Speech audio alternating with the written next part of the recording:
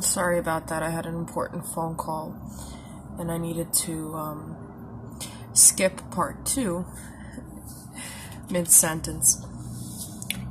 I want to talk to you about what if the victim rebels? That's what I left off of. So what if the victim in the devaluation stage decides that she wants a divorce, that she's had it up to here with a narcissist, that this person has clearly changed, and a lot of the times it's very rare that happens because of trauma bonding, which deserves another video altogether.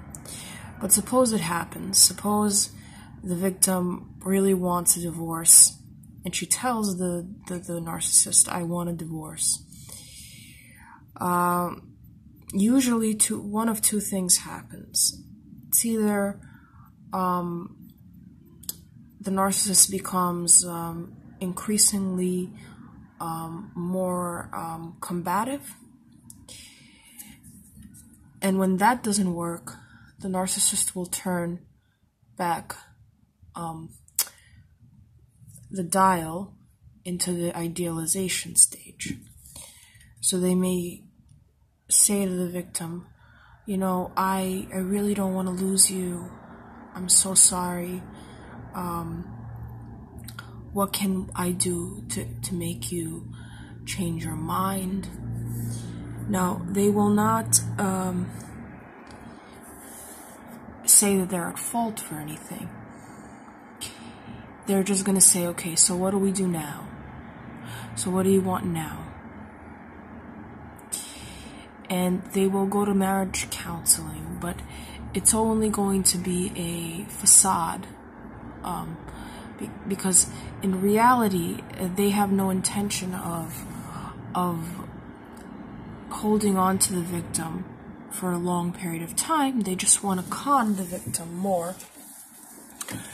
So, for example, they'll start buying the victim things. They'll start gifting them vacations, fashions. They'll start praising the victim to people in their inner circle, so that people in the inner circle will have the idea that this marriage is not on the rocks, that this narcissist really loves his wife. And the harem will then mirror back the sentiments that the narcissist is creating to the victim and say, "Oh, your husband is the best. Your husband is wonderful. I wish my husband spent so much on me. I wish my husband took me to Portugal in the middle of winter. I wish my husband did this or that or the other thing." So the victim is kind of pulled back in to the relationship in spite of threatening a divorce, in spite of being sure that she wants a divorce, and announcing it to the narcissist. The narcissist still has the faith that he will get back the obedient wife that he had before. And he'll measure this. He'll measure it to the T, so that he'll convince her just enough so that she stays in the marriage. But he won't switch off the devaluation phase completely. He will make it a lot more subtle. So once 3 months passes after this kind of behavior from him to reconcile the marriages is shown to the victim, and everybody in their inner circle is aware of his will to reconcile and to go to couples counseling or whatnot, he's going to turn back the devaluation thing again, the devaluation phase again, and he's going to start devaluing the victim again in the same subtle ways that I described. And AH actually gave me a really good point. For example, sometimes the narcissists use proxies. So, for example, he'll tell the victim, you know, Bob was talking about, you know, the way you looked yesterday, and can you imagine, like, he would actually say that about you? And I started defending you, and I started to tell him that you were beautiful, and that you looked really good for your age, and that you're you're trying to do those Pilates classes that I told you to do to help you lose weight. And in no time, I know that you're going to be really, really in tip-top shape. So what he's done is he's done two things. He's devalued you through a proxy. It's not him that's saying that you're fat. It's Bob that's saying that you're fat. And at the same time, he's reinforcing the imposition of his will on you at that given moment.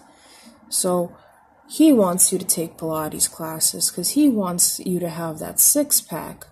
And he doesn't care that you have to give up drawing or some sort of other hobby that you might have, or photography, or cooking. He doesn't care about that. He wants you to go to Pilates because he wants to regain some of the control that he had at the beginning of the devaluation phase. So even though they may stop devaluing you outright, they will still use their proxies to devalue you. And they'll start guilt-tripping you here.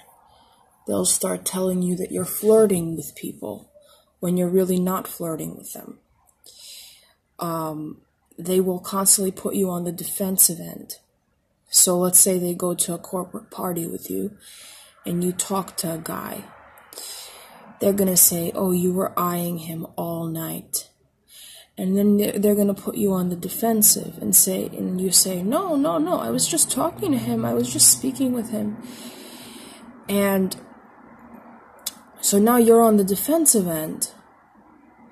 And this person, you seemingly had a very, very nice conversation with this third party that could possibly bring the life back into you, possibly remind you of how normal people behave in relationships, how nice people behave in relationships. And the narcissist has to completely end that before it even begins.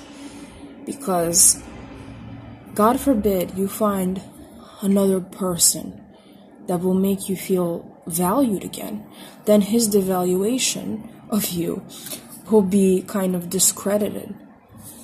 And because he's already built up this huge debt over the course of the relationship.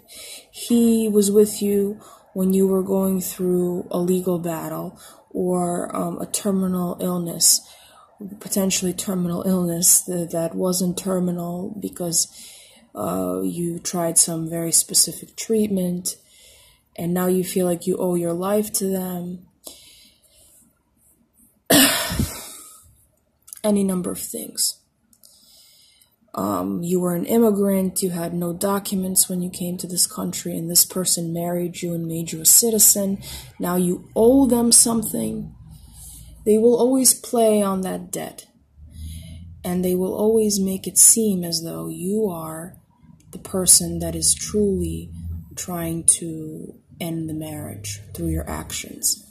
How dare you talk to a person at a corporate dinner? How dare you so much as look at another man and smile? And so the outside world becomes inaccessible to you. It's only you and them, you and them. And now all your attention is on preserving this marriage because you've already invested so much of yourself in it. And you feel such a great debt to this person. And you start feeling that things that happen to people over time, like aging or like career growth or anything, becomes like a liability for you because they've accentuated all of the negative and devalued all of the positive traits that you have. So you start faulting yourself for things that are inevitable, like aging or weight gain after pregnancy, or like as people age, for example, their career prospects, the prospect of them starting a different career goes down, so they might guilt you for not choosing a different career. So that's more financially promising, let's say. Or they'll remind you of some sort of regret that you had in the past. Let's say you wanted to be a fashion designer and you decided to be an accountant. They're going to remind you of your failures. And all of this diminishes the victim. And they use a push-pull strategy. They alternate between reconciling with you and then gradually devaluing you again. Reconciling with you and gradually devaluing you again. And when you're in it, because you're so isolated and because you've put in so much stock in what this person says, because they're a primary figure in your life, like they're your husband, or they're your mother, or they're your child, or they're your sister or brother, what they say has a great amount of weight, and they can really ruin your day if you see them on a regular basis. Now, finally, after the victim has lost all their energy, after they've been devalued to the point where they completely depend on the narcissist's every move, and they're scared of what the narcissist may do or what the narcissist may say if they don't guess the next thing they want. Because remember, what they want changes from a minute-to-minute basis. So what they wanted yesterday is no longer what they want today. And because of the brain fog, the cognitive dissonance that builds up over this very, very long period of time, and cognitive dissonance can be an entirely different video. And I will probably make one tomorrow about cognitive dissonance. The victim feels entrapped in this relationship. They feel like they can't end it because they don't have any value within themselves. They don't know how to walk away. They know that people will not believe them if they express their distaste for the narcissist, if they tell them about the narcissist's true nature. And then comes the discard, where the narcissist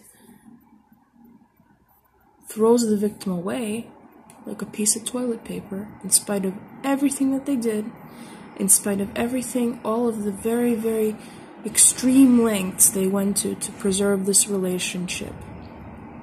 Losing weight, doing Pilates, cleaning the house, making sure that they're happy all the time. They will discard you. This can turn into an affair. This can turn into a divorce filing. This can turn into them completely leaving your house and leaving their children behind and abandoning you.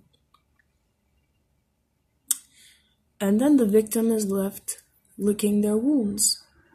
They have an extreme sense of abandonment that often leaves them with post-traumatic stress disorder. They don't know how to navigate the world without the narcissist because they've been such a formative part of their life for so long. I'm going to make another video. Not yet over with this topic.